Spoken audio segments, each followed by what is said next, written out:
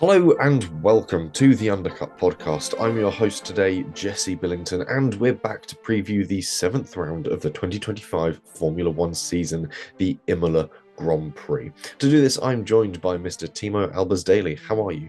Not bad, thank you. It's been nice to have a little bit of a break from F1, and I know we're essentially going into a triple header now, but I don't feel as knackered, I think, as we have done for the last couple of years when we've come into this part of the season already. Be that for various different reasons, but I like that I'm coming into Imola refreshed because I think we need that. How are you? I'm not too bad. I think I share your sympathies with it being sort of a refreshed entry to Imola, which is quite nice. But yeah, otherwise, sort of general world around me is as busy as always. And I say we're refreshed, but that doesn't necessarily mean that Formula One itself is refreshed or devoid of news. Oh, And not at all. no, there is a lot to get through. So we ought to really crack on with that. And we'll kick off with the main headline news, most of which revolves around Alpine. Jack Doohan has been retired from his main driver role at Alpine. He's been demoted to lead choice reserve, with Franco Colapinto stepping into the breach, which is a strange move considering that Flavio Briatore is Jack Doohan's manager. Recently, Jack has been subject to a lot of abuse as well online, including reports that his personal email address has been found and targeted, as well as the contact details of his girlfriend and father. There was even word circulating about an increased attack by Argentine fans if he was still in the seat come the Brazilian Grand Prix. It seems that Alpine did very little to actually try and protect Jack against this or try and mitigate this, though they did have enhanced security over the Miami weekend. Word suggests that his team was informed of his departure before the actual Grand Prix itself, but opted not to tell him. Elsewhere in Alpine, Ollie Oakes, the former team principal, has resigned from Alpine, but that's very much the tip of the iceberg. The wording around this is all very important. He resigned. Either that's the statement that the team made him make, or he wasn't happy with the decisions being made within Enstone. He made a very swift exit from the Miami Grand Prix. Alpine said it was due to him having an early flight, but some doubt circulates on that, especially after it was revealed that his brother was arrested on the Thursday before the Grand Prix and was charged with transferring criminal property. William Oakes is listed as a director of High Tech GP on Company's House and was arrested on the Thursday ahead of the sort of free practice on Friday and all that. He was found to be in possession of a large amount of cash at the time of his arrest. Why would a Formula 2 team have criminal money? Well, bear in mind, who did Nikita Mazepin race for in Formula 2? High Tech. So is Ollie Oakes now on the run in Dubai with dodgy rubles that he is laundering through his Formula 2 team? Again, speculation surrounds that, but the actions that have prevailed suggest that that is potentially what it appears to be the case. More so, while there have been raids on High Tech HQ by financial sort of process in the UK, High Tech, or at least some trucks with cars that were belonging to High Tech, have arrived at Imola, but they're plain white trucks bearing no branding at all. So it'll be interesting to see how this spins out through the rest of the weekend. I haven't checked to see if there's any details on what the cars look like, what the branding on them is, or sort of quite how they're going to be run across the weekend. But I imagine it's a very interesting time indeed. Look, in my own kind of order here, because you've reminded me of something I was going to say. I was going to go back to the start, but you're saying about a white kind of blank canvas for high tech coming into this weekend. When having a word with Bruno Machado the other week about would Cadillac come into F2 and F3 when they join F1, as they'd made the offer to join the feed series if it would help their bid in looking more serious as a long term investor in Formula One.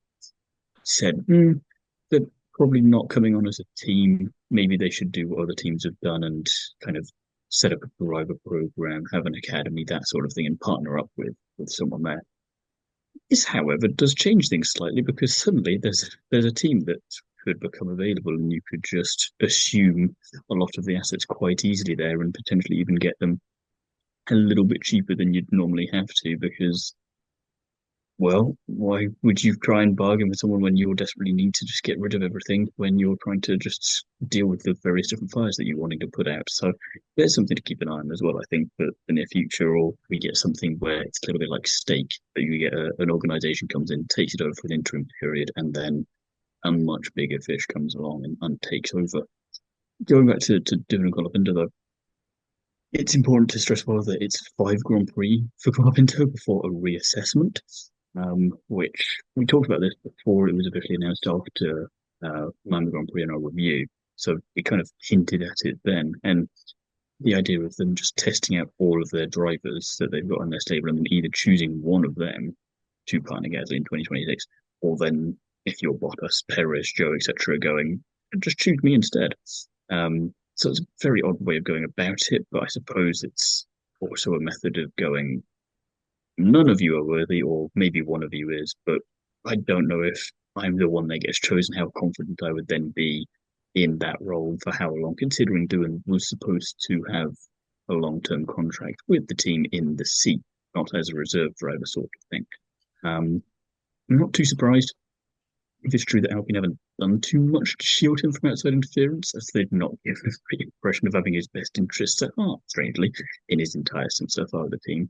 And it always amuses me in the unfunny sense of fans, quote unquote, claiming to be fans of the sport when they then decide to send death threats to a driver just because their driver isn't in the team yet or may never be or whatever and that kind of thing. You're not really a fan at that point. You're just some troll on the internet who just doesn't really have anything better to do. So quite sad that they get an opportunity with Colapinto last year instead of going, okay, his time is coming. Because sure enough, even if he hadn't been called up now, he'd have probably been called up at some point in the next year or two, a little bit like Liam Lawson. You just had to wait a certain amount of time. And instead of doing that, you've just decided to be dicks essentially and just start death threats to a guy that's worked his ass off to be there and a lot of you would even be capable of getting halfway through it in the first place. So a bit sad. Doesn't portray Alpine in good light any of this really, but then probably going to get used to that considering Briatore's now back in charge of the team. And yeah, the official resignation, again, quote unquote, from Oaks, given what we now know, and Briatore's colourful history, let's say, I don't think many of us are really buying any of the official lines there. And if you're Red Bull, you're going, well, we look a bit nicer now and definitely the lesser of two evils, especially for junior drivers. Not that either of them are particularly great role models, especially when you compare them to someone like Mercedes, but you know, still. And yeah, Alpine, we say this at least once a Grand Prix cycle. They just seem to be even more Alpine than they were before, and that's not a compliment. No, I think maybe they're just using this year as an excuse to just sort of cycle through their drivers and figure out what they want as a lineup, which is Is this not part of the 100 Grand Prix plan? They should have known already. yeah, this was part of their 100 Grand Prix plan. They sort of think we get Which one? Which one though? The um first time, the second. I forget which one we're on. It's like Bottas. Are we on the seventh version of him now? Where are we at?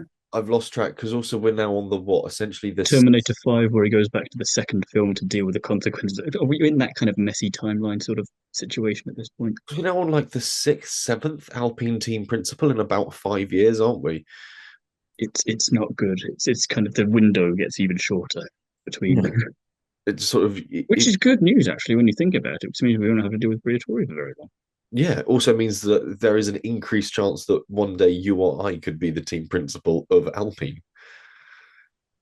Oh, I would love to set a record for how short a time you could be team principal for. Just to see how quickly can you shaft me out of the way because I've done so much damage to this team already. Yeah, it's sort of like a nuclear half-life. Each one gets sort of shorter by a significant ratio, and sort of there is a point where sort of one of us is the Alpine team principal for a picosecond. You're sort of like, well, I was, but then I wasn't. Then I was replaced.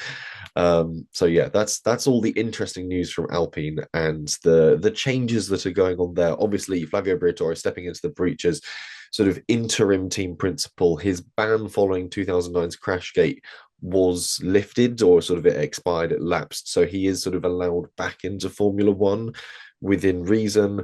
So yeah, there's still a lot to be discussed around sort of the not necessarily legality of that, but sort of the ethics and morality and openness of the sport to It's say, very interim in the sense of I'll take over for a little bit. Oh, you know what? It'd just be easier if I just stay, you know. And we've seen that many a time over in many other roles in many other circumstances in life, and that always ends well. So I'm glad we're sticking to form. yeah, I'll fill this seat for a while. We'll find someone else. Are you actively looking for someone else to take that role? No, not really, but Sure. I'll take the It's job kind of on. you when you're searching for someone and then it's kind of like an elusive figure. You've just got a picture of like Nessie and Dracula up there. Go, we're looking. We're looking. Yeah. we've got options. What are the options? We just leave him in that spot. Anyway, when it comes to taking seats and positions, Carlos Sainz Sr. will reportedly run against Mohammed Ben Sulayem for a bid for the head of the FIA. This is actually a very interesting because also there was word that Susie Wolff was also looking to sort of run for head of the FIA. The elections for it are coming up soon. Word from the inside says that a lot of prominent figures will back Sainz's run for the title. Sainz Senior, two-time World Rally Champion in 1990 and 1992, 26 wins to his name, so isn't unfamiliar with the FIA and its operations, especially in the twilight of his career, still rallying and also supporting his son in Formula One. To date, he has 4 Dakar Rally wins, 2 third-place finishes, so not a man to be sniffed at. Obviously, there is the conflict of interest in the fact that his son is actively racing in Formula One at the moment, but the same could be said for A lot smaller of a conflict of interest than the current president has in many different yes. guises, I'm sure. Yeah. However, Mohammed Ben Sulayem has found a way around this in the fact that in a document that was exclusively leaked to the BBC, they found that, let me see if I can find the official statement that was released on this one. FI president proposes changes to governing body, essentially giving him the power to veto anyone who wants to run against him.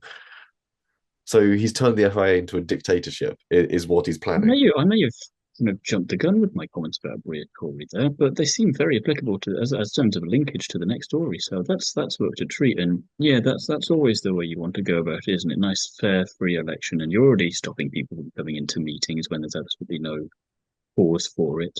So yeah, the next thing, yeah, that's why bother having opposition? Yeah, that's a real smart move, man. Good job. Yeah, it also the paperwork that was revealed also suggests that it would give Ben Sulayem a further sort of control over the FIA Senate. So basically, he could overrule anything that they vote on, propose on, agree on, if it's not To the line from episode 3 of Star Wars from Chancellor Palpatine. I am the Senate. Yes. So yeah, interesting times. Meanwhile, more positive news. Juan Manuel Correa is off to IndyNXT with HMD Motorsports. He's there for 7 race weekends and is replacing Bryce Aaron, fitting this in around his IMSA commitments, which is nice. We've always backed Correa as a good little driver, and it's great that he's sort of got a racing career that's still sort of flourishing and building. And obviously, American driver, so back on American soil, doing some great racing series over there. Yeah, it's nice to see where he finally landed after he exited F2 last year. He's got a great yellow and blue livery in the IndyNXT Championship, and he didn't get off to the best start in the world. He DNF'd in his first race last weekend, but then finished in P14 and second after a little bit of argy-bargy here and there. But again, baptism of fire, probably used to that at this point, and it's just nice to see him back and another driver from Formula 2 making it over into the American Racing Series. Obviously, Dennis Helger's there doing what we expected him to do in Formula 2 and never did, and he's kind of having quite a nice resurgence at the moment. So it's nice to see these drivers getting the chances that they deserve when we know there's more uh, within them. And I think obviously Correa has the whole unfortunate history with him, and it's one of those things. If it hadn't been for the accident, where would he be now? If he'd been able to capitalize on the skill and potential we know he had at that point, and I'm not saying he's lost it, but obviously it's changed as it obviously would. So it's nice that he's getting the chance to at least see things through a bit further, because I think in some regards no one expected him to get this far in the first place after the incident. So to see him back in any way and to keep going is great, and let's see how long we can push it for. Yeah, every race he's still entering is very much sort of a personal win for him, I suspect. Meanwhile, in other junior series news, Brad Benavides is back in Formula 3. He joins AIX. He hops into the seat that Freddie Slater was in Bahrain that had previously been home to Nikita Bedrin. Bedrin left to prioritise his FRECA campaign this year, which makes sense when you look at what Antonelli did coming out of it. James Headley also replaced Javier Segura at AIX 2. He had previously replaced Matias Zagazeta for Monaco F3 rounds last season. So yeah, all change in AIX at the moment with essentially a fresh slate of drivers once more. Fresh but familiar with Benavides at least. He's been around before. He scored smashing 3 points in F3 back in 2022 in the sprint race in Spa, and competed in about 2/3 of F2 in 2023, getting the some total of 0 points on that occasion. He went back to Euro Formula Open Championship last year, which he did win, to be fair. He was on the podium in all but four of the 24 races. So I think it might have been a case of he tried running before he could walk properly. And I understand why drivers do that because if you're given the chance and you got the money, fuck it, why not? But I think considering his performance in the Formula Open last year, that's probably the smarter way to go about it and then make the jump in. It's going to be interesting to see how he now does in F3 compared to before and with a bit more of a solid foundation behind him. Heavily, meanwhile, he's been in British F4, he's been in GP3, he won the Junior Championship back in 2019. That's the kind of background we're used to seeing before you happen to make an appearance in F3 for however long, because again, AIX, they seem to like to cycle through drivers as much as Red Bull and Alpine at the moment. So don't know how long we'll really see him for, but he's got more of the traditional background that we're used to seeing. And yeah, why not? Let's just see what he can do. It's some interesting changes, and again, it'll be refreshing to see them get the opportunity. More feeder series news, and this is Formula One Academy, which will be running its missed race from Miami in Montreal. The layout for the weekend will be Friday will be practice and qualifying, Saturday will be race 1 and race 2, and Sunday will be race 3. The grid for race 1 will be established using the grid as it should have been for the second race in Miami, with the wildcard driver for this round starting from the back. Normal points will be awarded for a standard Formula One Academy race 2. Race 2 will then be a top 8 from Friday's qualifying reversed and sprint race points, and then race 3 will be the natural grid and full pole points. I need to check how the points are awarded for pole for some of these, but given that it's based on an event that happened in Miami, I think Chloe Chambers was awarded the points for qualifying on what would have been pole for the second race in Miami.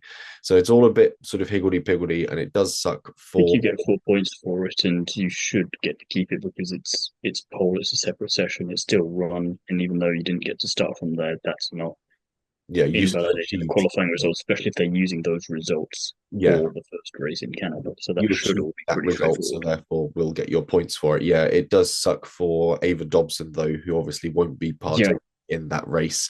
it's a little bit like Alicia Palmosky last year. They ran the second race from Qatar in Abu Dhabi after the GT racing there ended in the barriers and they couldn't get it fixed in time. But then Palmosky didn't get a chance to come back for another race. And I was kind of hoping they'd maybe change that. There's still time to change that. If they wanted to bring Ava Dobson up to Canada, it's not the furthest distance that you'd have to travel. A little bit like Qatar isn't terribly far from Abu Dhabi. If Alicia would have stayed around for a bit longer, you'd think that maybe have tried making something happen there because it's no fault of the wildcard driver. But I doubt it'll happen. Would be nice to see, but it's also good that at least they're keeping that continuity going of okay, we missed a race here through weather, and admittedly it could happen again in Canada. And it gets a little bit interesting if it does, then because how many races do we then have at the next round, and do we hope against hope that it's just dry the entire time? But that's potentially something we'll deal with in June. Mm. It's one of those things of how many times can you kick the same can down the same piece of road. But we'll see how it goes.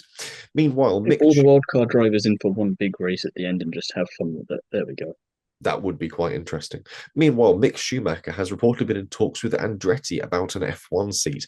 The outfit was impressed by his rocking up alone to the meeting, that he was confident to speak and deal with his own contract negotiations, and liked his sort of forward-thinking and clean approach, reportedly. So very much aligned with what they're hoping to bring to the sport, of just sort of a clear, no-nonsense, get on and deal with it sort of approach, which, if that's what they're sort of dealing with now, that's going to be quite a fresh one to see when it comes to sort of openness and clarity within Formula One. We talked about this a little bit, I think, after Miami because of the whole Perez rumors. It might have been before or after, I forget at this point. And I obviously wasn't too excited about that. But Mick, I would actually really enjoy this. Essentially, he only had one season in F1 with Haas because, let's face it, 2021 doesn't count. And if he was with them now, I think the evolution that Haas has gone through since then would suit him more. He's performing well in the World Endurance Championship at the moment. Finished third place in Spa last weekend. It's some brilliant overtaking around turn 15 and 16, which is traditionally not an area where you see much overtaking regardless of the category. And he just stuck to his guns and made it work. And that was really impressive. I think he does deserve a second shot. And if you partnered him with an IndyCar driver or someone a little more experienced, because he does fit in that window of experienced but rookie, then that would course correct my excitement for Cadillac that neither Perez nor Joe inspired when we talked about it last time. And as you say, he came in with this very cool, calm, collected, straightforward approach, no backup, no kind of weapons, as the saying goes, that nothing, just came in, did his thing, and impressed them. And that's kind of what you want, I think, as a driver, as a team, as someone watching from outside, hearing about it, going, ah, fair enough. Balls to go in there and just go, hire me. This is why. Kind of, I'll do what George Russell did, but I don't need a PowerPoint. That sort of thing. It's nice, and I think why not? Schumacher, Cadillac, two great names go together. You get the right third name to go with that, and see who they have as in kind of management roles. You could beef that out quite nicely then. There's scope for it to sort of form into quite an interesting outfit that could actually bring something very lucrative to Formula One. I say lucrative in the best sort of sense, not necessarily financially, but But something. again, Cadillac keeps saying they want to do things differently and in a bold manner. Schumacher, Cadillac, that's pretty bold. Yeah, yeah, that would be very nice to see. And some final bits of news. Max Verstappen has been tearing up the Nürburgring. Under the alias of Franz Hermann, he was seen testing a Ferrari 296 GT3 car. While the official times haven't been released, it seems he was close to the record time around the track of a 7-minute 49-second lap. Not far from that of Frank Stippler's N24 pole time of 7:51 either. So he was on the money. And again, this is one of the things that I've always sort of, as much as I'm not Max's hugest fan, I do really admire his adaptability as a racing car driver and the fact that you can put him in pretty much anything and he'll be quick on on sort of off the mark. And this is sort of part of that, is the fact that you can chuck him into a very different behavior of car and immediately he's up there with a very legendary driver for lap times. Also, it sort of suggests that he's looking at potentially a future career doing something a bit more relaxed, a bit more sort of less intense across the span of a year. And I'm hoping that if Kyle Larson doesn't get the double done with the Indy 500 and the Coca-Cola 600 this year, that Verstappen just decides next year or the year after, depending on when he strategically decides to retire, to give me more prediction points, that he'll just go and do that and make it happen purely because he can and he is that adaptable to go, literally, I've gone and done the Indy 500. Okay, get me a helicopter. I'm going down to Charlotte. I'm going to go and get into a NASCAR now. And why not? I think that'd be a very Max Verstappen thing to do and annoy enough Americans, but would still impress them at the same time. And they go, damn, we can't be too annoyed at him because what a job.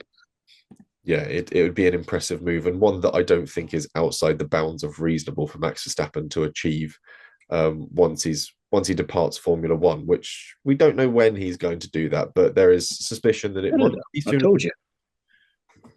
End of the season, maybe. Anyway, some fun facts for Imola ahead of the weekend, and it's more tyre talk, really. This is the debut weekend for the C6 compound of tyre. Pirelli has gone for the softest three compounds possible. It was never used in testing, so I doubt it will even be used much in the race, if at all, given that the degradation we've seen on soft options so far has been pretty biblical. It might be used for a Q3 lap though, but that really depends if it can actually hold on across a lap. We've seen a lot of tyres suffering over a lap this season, let alone one that is incredibly soft. Time for a wet weekend of racing, I'd say. Yeah, we'll bring out the soft tyres and then simply never use them just for wets and inters the entire time. Anyway, with that set, we'll move into some. There are some other things to talk about with Imola if you want an extra fun fact that's not tyre related. Oh, go on then, treat me. Which two teams have the most wins in Imola? Ferrari and Williams. Correct. 8 apiece. You've got McLaren after that with 6, Red Bull with 3, Brabham with 2, but then there are 4 teams that have 1 each. Go. Mercedes. It is 1, Renault. and probably the easiest one. Renault is also there. Then you have 2 more that have a Grand Prix each. Jordan. Mm-mm. Gonna go for something a bit strange like ATS or Ligier. Mm-mm. Benetton and Lotus. Oh, Have a should have Grand guessed Prix, Benetton, of course. It would have been a Schumacher one, wouldn't it? but he didn't, so it's okay. We can move into predictions now. Yeah. But anyway, there we go. Brilliant piece of history, and I'm impressed I knew as many of those as I did. Predictions and pole position prediction. Thiemo, yours, please. Max Verstappen. Nice, clean, easy. I think it's going to be an interesting one. For me, though, it's a new home race for Oscar Piastri. He was recently inducted into the Hall of Fame for a small Italian town that was able to trace his heritage back. So I think now he's on home soil of Italy, he's going to go well and earn himself a pole position. Can't wait for the Turkmenistan Grand Prix, where we also find out it's 24th Turkmenistani. Yes, yeah, it's a fun thing, but he was at like a full sort of ceremony for it across the. I They mean, do things properly. yeah, and he seems to have been enjoying it. And again, it'll give him a bit of favour from the home crowd. Meanwhile, on the podium, Thiemo, yours. We've definitely diverged in our pathways for this one. I've gone for Piastri to win, Hamilton in second, and Antonelli in third. I've diverged a little bit. Yeah, Piastri to win. I've gone the other Ferrari in second, and then Hamilton in third. So Piastri, Leclerc, Hamilton, which is You've ironically used hope as a strategy again, which, if you'd watched the latest F1 trailer, Brad Pitt does not endorse. yeah, hope is not a strategy. Yeah, we'll see. We'll see. Yeah, my hope is waning. A fastest lap prediction, Thiemo. I think Oscar Piastri's going to get that as well. It's just on it. I've gone for Verstappen. I think he's going to be sort of pushing towards the final bit. He's going to be on a unique strategy that's going to give him the opportunity to really absolutely send a fly around there. Or we're going to see sort of With 4 sets of the new tyre compound. Or we're going to see, like you suggested, possibly a wet race, and he sets the 4 sets of the new tyre compound and then wet. Yeah, yeah. So he sets the fastest lap with a heavy fuel load, and then despite the fact that it's wet for the rest of the race, no one can get close to matching it. Verstappen holds on to the fastest lap point, and then we get to the wild prediction. Thiemo, yours would be very spicy for the championship. Lando Norris DNFs. Got to happen at some point. I'm calling I, before Austria. yeah, it might well do.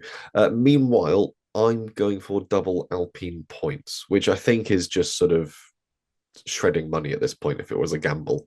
Points in the race, points on the driver's licenses, points getting deducted, and it's double points getting deducted from Alpine as a whole for being so Alpine. What are we covering all of these bases, or Points awarded to both drivers. I think we're going to see. I think it's going to be like a P9 and a P10. I'm not saying big things for Alpine, but I think they're going to double point it maybe. I hope only one of them gets P10 now, and the other P11. It's just like, meh, nearly. Yeah. I've spoken that into existence now, but there we go. That is all we have time for on this episode of the Undercut podcast. We'll be back next week with a review of the Imola Grand Prix. In the meantime, though, Thiemo, any more from you? You can find me over on Everything F1, where over the course of the 24, 48 hours or so, I shall have an article out with a little chat with Gabriele Mini and Roman Stanek from Formula 2. Oh, very nice. And in the meantime, if you want more from me, you can obviously pick up the latest issue of Classic Car Weekly or listen to the Classic Car Weekly podcast. Otherwise, I'm all across social media as at Jesse on Cars on Instagram, Twitter, and TikTok, the usual spots. So without further ado, I'm going to go get this episode edited and out before the weekend for the Imola Grand Prix arrives. Thank you very much for listening, and we'll be back soon.